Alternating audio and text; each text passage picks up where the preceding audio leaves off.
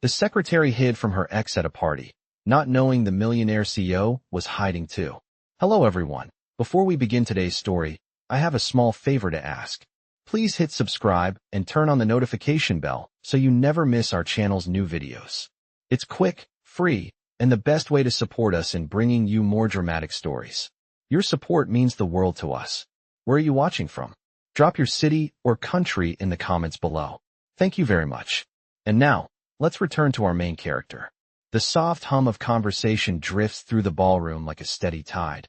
Glasses clink, shoes brush polished marble, and the air smells faintly of citrus and perfume as Emily Carter stands just inside the doorway, already wishing she could disappear. Her black dress is modest, carefully chosen to blend in, and her shoulders tense the moment she spots him across the room, her ex, laughing too loudly, scanning faces the way he always did, as if the room owed him attention. Emily's heart tightens, not with longing, but with the familiar knot of old memories she thought she had packed away. She did not come here to revisit that chapter. She came because this was a company event, because assistants were expected to show up, because saying no always felt like inviting questions she did not want to answer. She adjusts the small clutch in her hand, keeps her head down, and moves with intention, counting steps like miles, aiming for the far side of the room where the noise thins and the light softens. Her name badge stays tucked inside her purse, a habit she has kept since the day she learned how quickly labels change the way people look at you. Tonight, she wants to be just another guest, not the secretary with a past, not the woman someone once tried to control. Near the balcony doors, the music dulls, replaced by city air slipping in through a narrow opening, and Emily exhales for the first time since arriving. She pushes outside, grateful for the quiet, for the cool breeze that brushes her arms and reminds her she is still in control of where she stands. She leans against the railing, eyes on the skyline, letting the city lights blur until they look like distant stars. Long night, a voice says. Beside her, calm, unassuming. Emily startles, then turns to find a man standing a respectful distance away, jacket off, sleeves rolled just enough to look relaxed rather than important. He does not wear a badge either. His posture suggests someone hiding, not someone waiting to be found. You could say that, she replies, offering a small smile she did not plan. There is comfort in this shared anonymity, in the unspoken agreement to stay outside the spotlight for a moment longer. He nods, eyes following hers toward the city. Sometimes the quiet is the point, he says. Emily feels the truth of it settle in her chest. They stand there, two strangers suspended between obligation and escape, trading simple observations, nothing that asks too much, nothing that reveals more than they are ready to give. Inside, laughter rises and falls, but out here time slows, and Emily feels something loosen, a tension she has carried since walking through the door. She does not ask his name. He does not ask hers. It feels safer that way, like a pause button pressed on lives that usually move too fast. Somewhere behind them, a voice calls her ex's name, and Emily instinctively shifts closer to the railing. Unseen, unnoticed, grateful that this stranger does not turn, does not point her out, does not ask questions. He seems to understand without explanation. We won't stay long, he says gently, almost to himself. Emily nods, knowing exactly what he means. For now, hiding is enough. For now, being nobody feels like freedom. And as the city hums below and the party continues behind them, neither of them realizes that this quiet corner, chosen to avoid the past, has just become the beginning of something neither planned. Emily leaves the balcony before anyone can ask her to stay, slipping back into the crowd just long enough to exit the ballroom, her heels clicking faster than her thoughts as she breathes in the relief of distance. The drive home feels longer than the 30 minutes on the highway, every mile replaying fragments of the night, the way the music faded outside, the way the stranger did not pry, the way being unseen felt like oxygen. By the time she reaches her apartment, a small one-bedroom on the third floor of a brick building with a temperamental elevator, the city noise has softened into a steady hush. She kicks off her shoes, sets her purse on the counter, and stands still, letting the quiet settle. This is her sanctuary, built inch by inch after the breakup she does not like to name, after promises that once sounded like protection turned into expectations she could not meet. In the bathroom mirror, she studies her reflection, the faint crease between her brows she did not have 2 years ago, the steadiness she learned the hard way. She tells herself she is fine, that a party is just a party, that seeing him did not change anything. Still, sleep comes slowly, interrupted by the memory of the balcony air and the simple sentence, "Sometimes the quiet is the point." Morning arrives with the sound of buses and delivery trucks, the smell of coffee brewing as Emily moves through her routine with practiced calm. At the office downtown, the lobby gleams, glass and steel reflecting ambition, and Emily slips her badge on only after she passes the front desk. She is good at her job, precise, organized, trusted, the person executives rely on without noticing how much she carries. By 10 o'clock, emails stack up, meetings shift, and a rumor hums through the floor like static, a new chief executive officer arriving soon. Someone reclusive, someone powerful. Emily keeps her head down. Titles have never impressed her. What matters is the work. Near noon, she heads to the break room for coffee, and there he is, the stranger from the balcony, standing by the counter as if he has always belonged there. For a moment, she thinks she is imagining him, a trick of memory, but then he turns, recognition flickers, and he smiles with the same easy restraint. "Looks like the quiet followed us," he says, voice low, familiar. Emily laughs softly despite herself. "I was hoping it would," she replies. He introduces himself as Nathan, just Nathan, no last name, no explanation, and she offers Emily nothing more. They talk in the gaps between tasks, about deadlines and weather and the comfort of routines, never crossing into questions that feel too personal. He listens the way people rarely do, without waiting to speak, and Emily finds herself answering honestly, surprised by how safe it feels. She does not mention her ex. He does not mention the party. When an announcement calls for an all-hands meeting later in the week, Nathan's expression shifts for a heartbeat, something like reluctance, then smooths away. Emily notices, but does not ask. The days pass, filled with shared elevators and brief conversations that brighten the margins of long hours.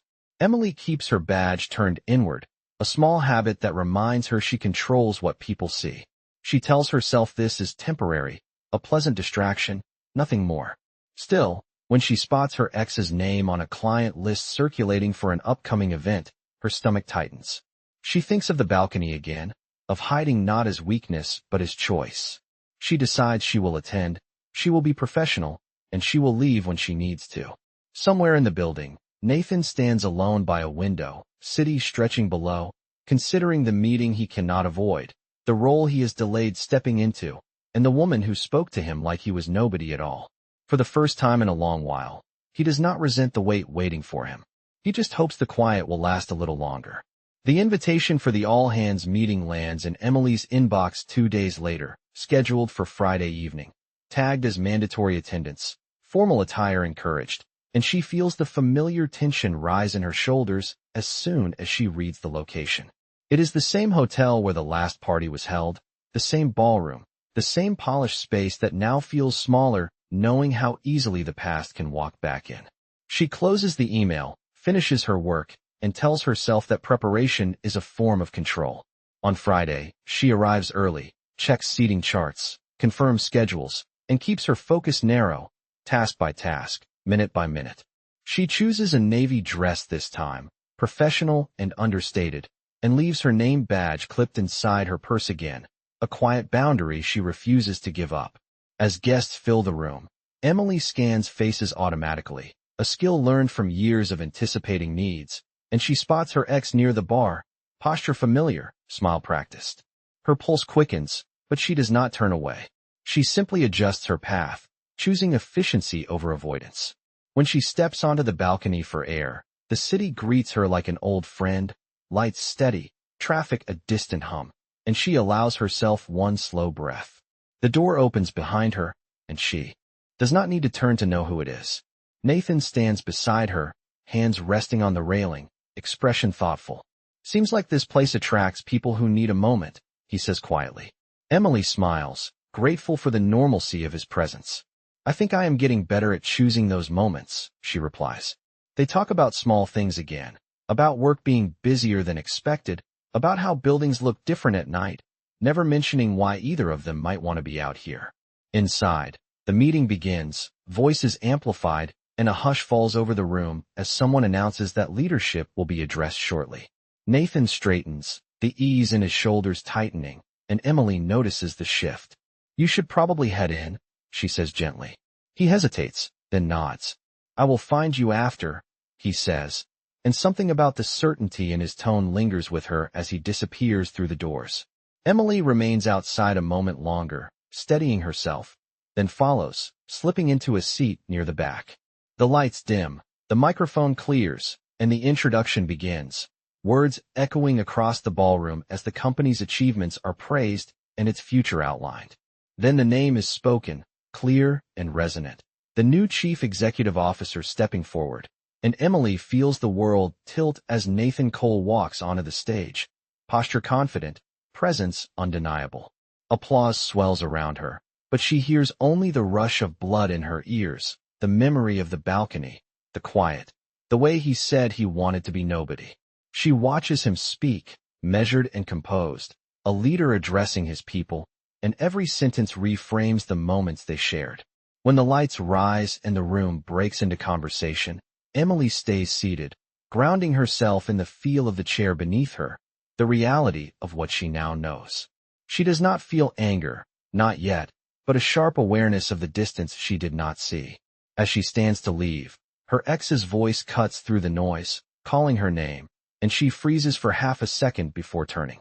Before she can respond, Nathan appears at her side, calm, respectful, placing himself between the past and the present without a word. "We should talk," he says softly, not to her ex, but to Emily, eyes meeting hers with honesty that was absent before. She nods, because she knows this moment cannot be hidden from, because some truths demand space and light, and as they step away together, the balcony doors closing behind them, Emily understands that hiding was never the end of the story, only the beginning. The balcony feels different this time, not like refuge but like a threshold, and Emily stands with her arms folded loosely, the city lights reflecting in the glass as Nathan closes the door behind them, sealing off the noise of the ballroom. For a moment, neither speaks. The silence stretches, heavy but honest, and Emily realizes she prefers this discomfort to the ease that came before. "You should have told me," she says finally, voice steady, not raised, but firm enough to surprise even herself. Nathan nods, accepting the weight of it. "You are right," he replies. "I should have." He does not reach for excuses, does not talk about timing or pressure or the burden of leadership. He simply stands there, hands visible, posture open, like someone prepared to hear the truth. Emily exhales slowly. "I did not need your title," she continues. "I needed to know who I was talking to." Nathan meets her eyes. "I was hiding," he admits. "Not from you. From everything else. And I let you believe I was someone simpler because it felt like breathing." The words land, sincere but insufficient, and Emily shakes her head slightly. "You had a choice," she says. "I did not." She thinks of the way people change when they learn who he is, of the careful balance she has built to be seen for her work, not her proximity to power. Nathan listens, truly listens, and when he speaks again, his voice is quieter. "I do not want to be another person who takes control away from you," he says. "Tell me what you need." The question disarms her more than any defense could. Emily considers it, the answer forming slowly. "I need space," she says. "And honesty. Not later. Not after another reveal. From the start." Nathan nods without hesitation. "You have both," he says. Inside, applause rises again, glasses clinking, the world continuing as if nothing has shifted, but out here something fundamental has changed. Emily glances toward the doors, aware of her ex somewhere beyond them, a reminder of why boundaries matter. "There is something else," she adds. "I am not interested in being someone's secret or someone's story." Nathan's expression tightens with understanding. "Then do not be," he replies. "Be your own." He does not promise protection, does not offer favors. He offers respect, and Emily feels the difference. When they return inside, they do not walk together. Emily chooses her path deliberately, greeting colleagues, answering questions with professional ease, reclaiming her place on her own terms. Nathan takes the stage again later, addressing the room with clarity, outlining changes, setting expectations, and when he speaks about transparency and trust, Emily hears the personal cost beneath the corporate language. The night ends without resolution, without grand gestures, and that feels right. In the days that follow, the office buzzes with speculation, but Emily keeps her focus narrow, her routine intact. Nathan does not seek her out. He does not send messages or linger in hallways. He respects the space she asked for, and in that restraint, trust begins to rebuild. One afternoon, an email arrives from his office, brief and direct, requesting a meeting during regular hours, no urgency implied. Emily reads it twice, then accepts. When she enters the conference room the next day, the blinds are open, daylight flooding the space, and Nathan stands to greet her, not as a man hiding on a balcony, not as an untouchable executive, but as someone choosing to show up fully. "Thank you for coming," he says. Emily nods, taking a seat across from him, aware of the line between them and the possibility that now exists because it is clearly drawn. Whatever comes next, she knows it will be built in the open or not at all. The meeting unfolds without spectacle, just two people across a polished table with daylight doing what chandeliers never could, making everything feel more real. Nathan begins by outlining work priorities, respecting the professional boundary Emily values, and she responds with clarity and confidence, offering solutions without deference. There is a rhythm to it that surprises them both, an ease born not from secrecy, but from mutual regard. When the agenda ends, neither rushes to stand. Nathan closes his notebook and looks at her, not as a chief executive officer measuring outcomes, but as a man recalibrating his instincts. "I want to be clear," he says. "Nothing we talk about here needs to leave this room unless you want it to." Emily nods, appreciating the explicit permission. She shares, briefly, why control matters to her, how being underestimated taught her to build quiet strength, how the wrong kind of attention once made her feel smaller. Nathan listens without interruption, the habit of power held in check by intention. Over the following weeks, their interactions remain measured and visible. Coffee conversations during daylight hours, collaborative problem-solving in shared spaces, nothing hidden, nothing rushed. Emily notices how Nathan redirects praise toward teams, how he asks questions that invite participation rather than compliance. She sees leadership practiced as listening, and it softens her skepticism without erasing it. One evening, after a long day preparing for a client review, they find themselves walking out together, the lobby nearly empty, security lights reflecting off glass. "Dinner?" Nathan asks, the word careful, optional. Emily considers it, checks in with herself, then nods. They choose a neighborhood restaurant where reservations do not carry weight, where the menu is handwritten and the tables are close enough to overhear laughter. They talk about ordinary things, favorite comfort foods, childhood routines, the strange comfort of predictability. Nathan admits he misses being surprised by people, and Emily tells him surprise is overrated if it costs trust. The conversation flows, not intimate, but intentional, and when they part, it is with an understanding that this is an addition to their lives, not a takeover. Days later, Emily encounters her ex again, this time in the office lobby, his tone familiar, probing. Before she can respond, Nathan steps forward, not to confront, but to set a boundary, introducing himself plainly, acknowledging Emily as a colleague with authority. The exchange is brief, professional, and when her ex leaves, Emily feels a weight lift she did not realize she was still carrying. She thanks Nathan later, not for intervening, but for respecting her lead. He smiles, accepting the distinction. Trust grows in increments, through consistent choices, through space honored, through honesty practiced even when it complicates things. Emily keeps her badge visible now, no longer hiding her role, and Nathan keeps his calendar transparent, no more disappearing acts. One afternoon, they return to the balcony, not to hide, but to talk openly, city spread beneath them like a map of possibilities. "I am not interested in being saved," Emily says, stating it as fact, not defense. "I am interested in being chosen, the way I am." Nathan nods. Then, "Choose me back," he says, not as a demand, but as an invitation. Emily considers the path behind her, the careful rebuilding, the nights she chose herself, and she realizes this feels different because it asks for partnership, not permission. She does not answer immediately. She does not need to. What matters is that the choice is hers, and for the first time in a long while, the future does not feel like something to run from, but something she might step into, fully seen, fully present, with someone who understands that love, like leadership, is earned through actions, not titles. The following week tests everything they have built with intention rather than impulse as whispers ripple through the office, subtle at first, then louder, a change in tone when Emily enters rooms, a pause when she speaks, curiosity disguised as concern. She notices it not because it weakens her, but because it clarifies the stakes. At a leadership briefing, a senior manager directs a question past her as if she is invisible, and Emily answers anyway, calmly, with facts, earning nods that recalibrate the room. Nathan watches without intervening, honoring the boundary they agreed on, and afterward he checks in privately, not to manage outcomes, but to ask how she wants to proceed. Emily chooses visibility. She proposes a presentation to align teams ahead of a major client review, requesting to lead it herself. Nathan approves without qualifiers, scheduling it during peak attendance. On the day of the presentation, the room fills with executives and staff, screens glowing, notebooks open, expectations set. Emily steps forward with measured confidence, outlining risks and opportunities, connecting details with clarity, anticipating objections before they surface. Questions come sharp but fair, and she answers them with composure, drawing on experience no rumor can erase.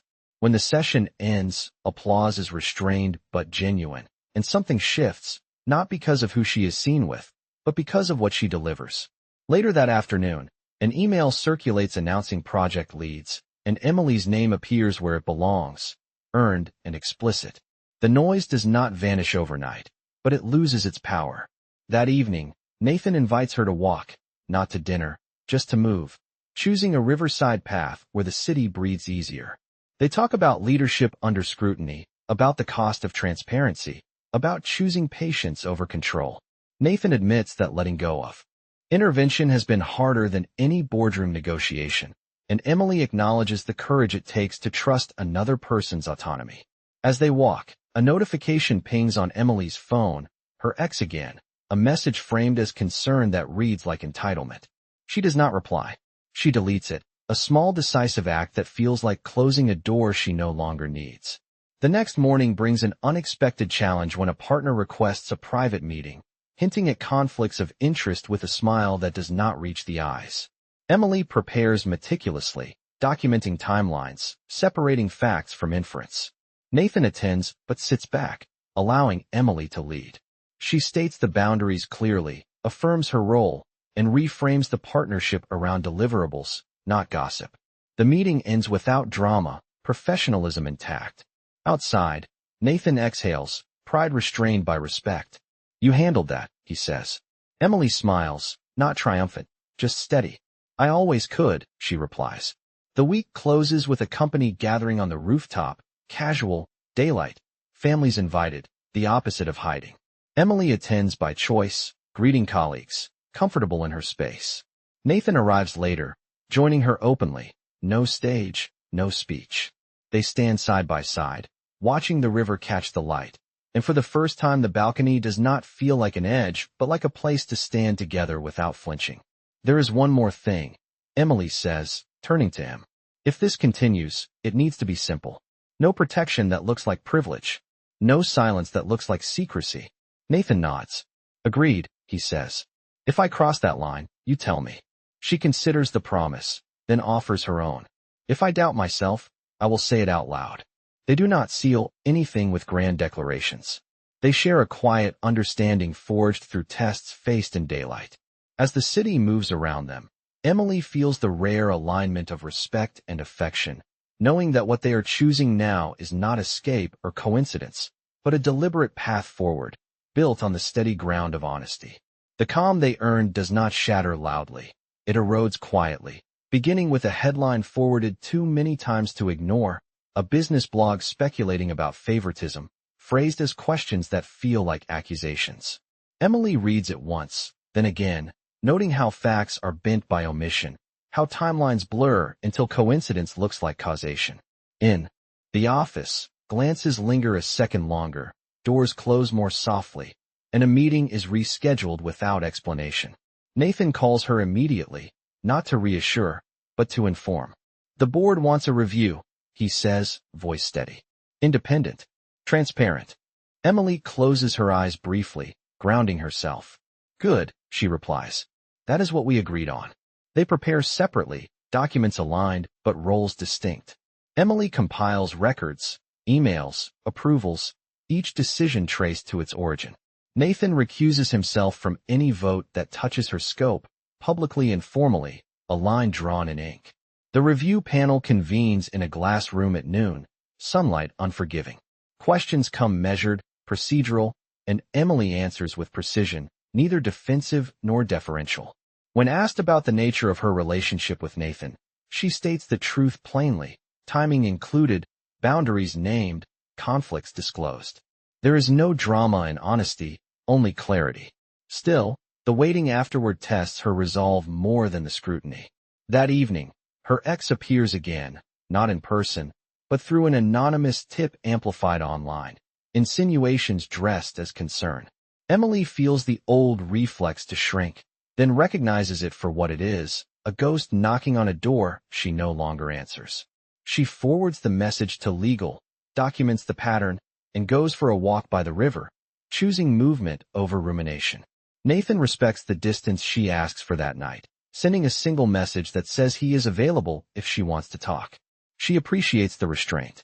The next day, the panel releases preliminary findings clearing processes and recommending additional safeguards for optics, a compromise that satisfies governance without conceding truth. The company announces policy updates and an ethics training schedule. Some want a spectacle. They get systems instead. At the same time, a client delays a decision, citing uncertainty, and pressure mounts in whispers. Emily proposes a pilot plan to de-risk the engagement, separating her leadership from any perceived influence. Nathan approves it publicly, stepping back further than required. The move costs speed but buys trust. In a town hall, Emily presents the plan, questions answered in daylight, metrics defined, accountability assigned. The room leans in, skepticism giving way to pragmatism. Afterward, a colleague stops her to say, quietly, I learned something today. That feels like progress. Later, on the balcony that has witnessed their turning points, Emily meets Nathan, the city familiar beneath them. I am tired, she admits, not weak, just human. Nathan nods. Me too, he says. But I would rather be tired doing this right than rested doing it wrong. She considers him, the choices he made when silence would have been easier, and recognizes the cost he paid without complaint. There is a chance this never stops, she says. People will always look for angles. He meets her gaze. Then we keep choosing the straight one, he replies. She smiles, small but real. The board finalizes its report a week later, clearing her fully and commending transparency. The blog retracts, quietly. The noise fades, not entirely, but enough. Emily receives a promotion offer aligned with her work, reviewed and approved without Nathan in the room. She accepts after a day, on her terms. That evening, she and Nathan walk by the river again, not celebratory, just present. I am still choosing, she says. Every day. He nods. So am I. They stand there as the lights come on one by one, understanding that the hardest test was not exposure, but consistency, and that they passed it by refusing shortcuts, by letting integrity do the talking when everything else demanded a louder response. Momentum returns quietly, earned rather than announced, and Emily feels it in small confirmations. A calendar invite that lists her as lead without qualifiers, a budget approved on first pass, a junior analyst asking for mentorship instead of permission. Nathan keeps his distance in the ways that matter, present but not presiding, and the balance steadies them both. Then an invitation arrives for a citywide innovation gala hosted by the company, open to partners and press, designed to spotlight teams and community impact. Emily hesitates, remembering chandeliers and whispers, but accepts after setting one condition that surprises even her. She will present the flagship initiative herself, and Nathan will not introduce her. The night arrives warm, the venue bright with open windows instead of velvet curtains, and Emily steps onto the stage with the ease of someone who has rehearsed both the work and the cost of being seen. She speaks about systems that widen access, about measuring success by who benefits, about leadership that makes room rather than noise.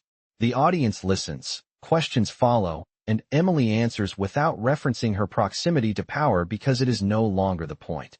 When she finishes, applause rises unprompted, and the cameras capture her smile without searching for anyone behind it. Backstage, Nathan waits not to claim a moment, but to acknowledge it. "You did that," he says simply. Emily nods, the simplicity landing deeper than praise. Later, on the balcony that has become a compass rather than a refuge, Nathan tells her about a decision he has been holding, a structural change that separates oversight from personal relationships, codified safeguards that will outlast both of them. "It is not for us," he says. "It is because of us." Emily considers the gesture, recognizing the difference between sacrifice and stewardship. "That is what choosing looks like," she says. The city hums below, familiar and forgiving. As they rejoin the crowd, a reporter approaches, asking about leadership culture. Emily answers first, naming principles, naming teams, naming the work. Nathan listens, nodding, adding nothing that shifts the frame. Later still, as the night winds down, Emily receives a message from her ex, short and sharp, testing a boundary that no longer exists. She does not reply. She blocks the number, a final act that feels less like closure and more like maintenance.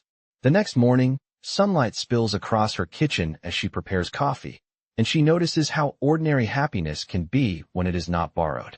Nathan texts an invitation to walk, no urgency, and she accepts. They meet by the river, shoes scuffing the path, conversation unforced. "I want to say something clearly," Emily begins. "I am choosing you, not because of what you can do, but because of how you have done it." Nathan stops, meeting her gaze. "Then hear mine," he replies. "I am choosing you without conditions, without shortcuts, without hiding." He does not reach into his pocket. He does not kneel. He does not make a promise that belongs to a stage. Instead, he offers a future shaped by consistency, one decision at a time. Emily smiles, a full smile this time, and takes his hand, not as a symbol, but as a practice. They stand there, the river carrying reflections forward, understanding that the grandest gestures are often the quietest, and that the choice they made will keep asking to be renewed, not once, but daily, in daylight, where it belongs. Time does not rush to reward them. It settles, and Emily learns the comfort of days that feel earned. Weeks pass into months, marked by routines that hold, morning coffee shared before separate commutes, evenings where work stays at work, weekends claimed for walks, books, and the slow practice of choosing presence. At the office, Emily leads with a steadiness that draws others forward, mentoring without patronizing, setting standards without spectacle. The systems she helped build begin to show results, quieter metrics improving lives beyond the building, and that matters more than applause. Nathan remains visible and accountable, his leadership measured by the space he creates rather than the authority he wields. They are careful with optics, not out of fear, but out of respect for the path they chose. When they attend events, they do so openly, arriving together and leaving together, nothing to hide, nothing to perform. One afternoon, Emily receives a handwritten note slipped onto her desk, an invitation to revisit the balcony at sunset. Not urgent, just intentional. She smiles at the familiarity and accepts. The city meets them again with its steady pulse, the river reflecting a sky in transition. Nathan does not speak at first. He waits until the moment feels honest. "I have learned something," he says. "Love is not the opposite of power. It is the discipline to use power well." Emily considers the words, thinking of the choices that brought them here. "And trust," she adds, "is built when people do what they say they will do, especially when no one is watching." Nathan nods. He reaches into his pocket, not hurried, and takes out a small box, simple, unbranded. "I want to ask you something," he says, voice steady, not rehearsed. "Not to change who you are or where you are going, but to walk with me while we keep choosing the same principles." He opens the box, revealing a ring that catches the last light without demanding it. Emily does not feel swept. She feels grounded. She thinks of the night she hid, of the days she stood, of the tests that clarified rather than consumed. She meets his eyes and answers without hesitation. "Yes," she says, Because the question honors her autonomy. Because the promise is mutual. Because the path remains open and shared. They do not announce it with fireworks. They tell friends and family in conversations that feel like gifts. The office hears through a brief note, professional and clear, boundaries reaffirmed, governance intact. The world does not tilt. It aligns.